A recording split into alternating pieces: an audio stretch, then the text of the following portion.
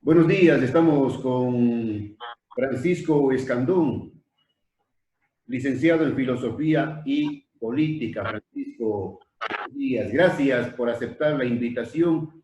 Estamos entrevistando a diferentes actores que hacen opinión tanto en Cuenca como a nivel nacional para conocer sus puntos de vista con relación al manejo de la emergencia sanitaria por parte del gobierno nacional. ¿Cuál es su criterio, Pancho? Buenos días.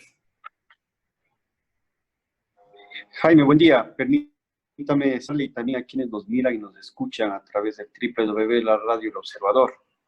Me parece de que es necesario entender de que el mundo y particularmente el Ecuador no tan solamente vive una crisis, una emergencia sanitaria, no tan solamente es una crisis económica la que atravesamos, podríamos resumir de que se trata de una crisis sanitaria de características multilaterales. Multilaterales porque, por un lado, el número de contagios, a pesar de que el gobierno hizo ayer esfuerzos por mostrar las cifras de las personas infectadas, de aquellas que han hecho precisamente el test de coronavirus, pero esa cifra no se compadece con la realidad. La realidad es de que existe un subregistro que maneja el Ministerio de Salud Pública y otra cosa es la realidad. En el Ecuador, sin temor a equivocarme, existen cientos de miles de contagiados. Existe incluso probablemente millones. Y eso tan solamente se podrá conocer las dimensiones reales de la catástrofe en tanto y en cuanto el Ministerio de Educación, el Ministerio de Salud haga mayor cantidad de pruebas a los ecuatorianos y ecuatorianas. El drama que vive Guayaquil tan solamente ha podido ser amplificado por los grandes medios de comunicación. Pero hay otras poblaciones, Jaime, otras poblaciones de cantones pequeños, de provincias, también que no tienen la misma trascendencia que la de Guayas desde el punto de vista demográfico, en el que están con altos números de infección. Ese es un elemento. El otro tiene que ver precisamente con el drama humano a propósito de cómo se viene haciendo el tratamiento del entierro de los cadáveres. Lo que vivimos en Guayaquil es tan solamente una ventana que muestra la realidad de lo que ocurre en otros lugares. En Santa Elena hemos tenido posibilidad de conocer de que se están arrojando al océano, al mar, los cadáveres porque no existe la capacidad de tratamiento de los cuerpos de las personas por el contagio de coronavirus en los diferentes cementerios. Y sumemos a eso también una crisis de características alimentarias.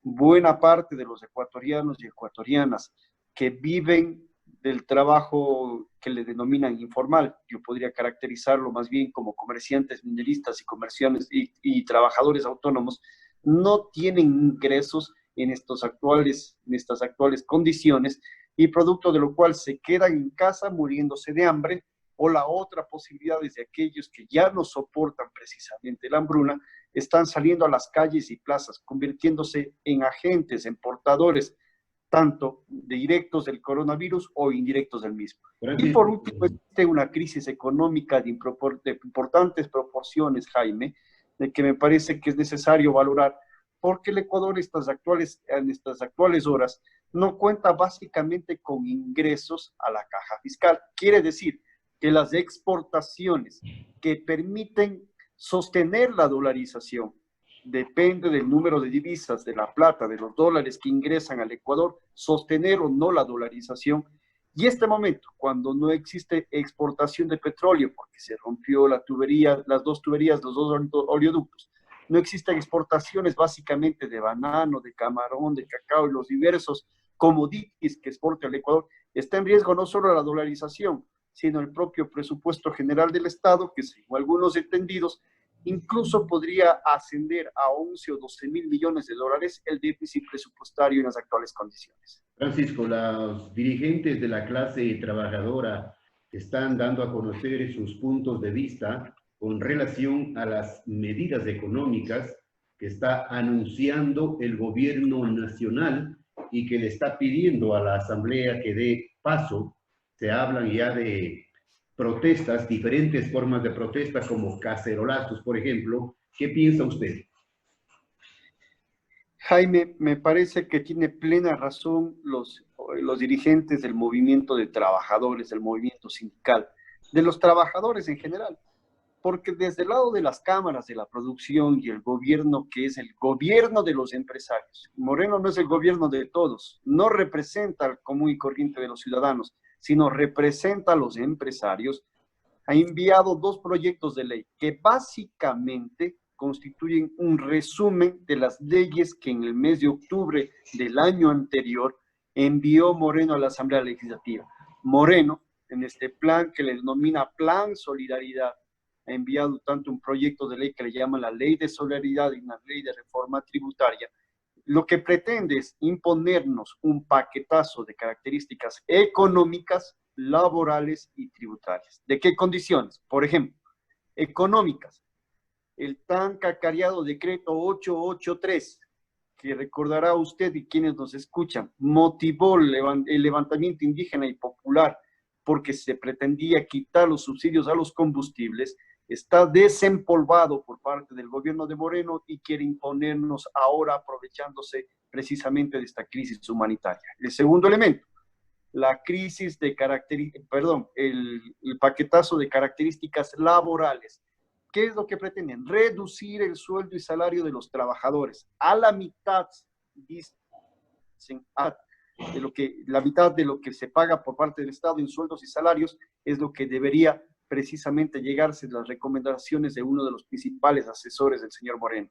Y nivelar los sueldos y salarios conforme lo ganan en Colombia o en Perú, que son economías no dolarizadas, es decir, reducir el salario básico al orden de menos de $300.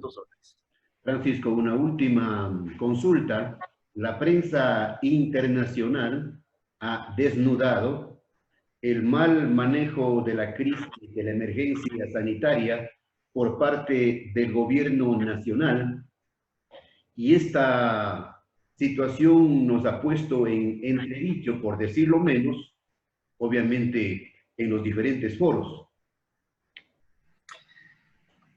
Jaime, se prevé por parte del propio Fondo Monetario Internacional y la Organización de Cooperación y Desarrollo Económico de que la crisis tendrá impactos económicos superiores a lo que significó la crisis financiera del año 2008. Todos sabemos lo que ocurrió en la crisis de 2008. Quebraron bancos de los más importantes de Estados Unidos de América. La crisis que estalló en ese imperialismo contaminó a buena parte de la economía mundial. Esa crisis significó menos 0.1% en el PIB del año 2008. Quiere decir que se redujo el PIB en 0.1. Pero ahora, en estas actuales condiciones, solo en lo que llevamos, Jaime, el tiempo que lleva, cada mes se calcula que cada mes de confinamiento que tiene el planeta, se reduce el Producto Interno Bruto un 2%. Las estimaciones y algunos investigadores hablan de que en el año 2020 habría una reducción del 8% del Producto Interno Bruto. Y las consecuencias que tenga precisamente ese decrecimiento estará en plena relación con la forma en cómo asumieron responsablemente o no los distintos gobiernos. Por ejemplo, tendrá condiciones lesivas para los intereses aquellos países que tomaron con quema-importismo, el caso, por ejemplo, del señor Trump en Estados Unidos, el caso del señor López Obrador en México y el caso del señor también Bolsonaro en Brasil. Pero particularmente en el caso de Estados Unidos y de Brasil, cuyos mandatarios encabezan movilizaciones para que aparentemente todo vuelva a la normalidad y la producción. Francisco, gracias por la entrevista. Volveremos la próxima semana para continuar con usted, de ser posible, analizando los acontecimientos que se van dando con relación a estos momentos difíciles que vive la humanidad. Gracias, Francisco, desde siempre y hasta siempre.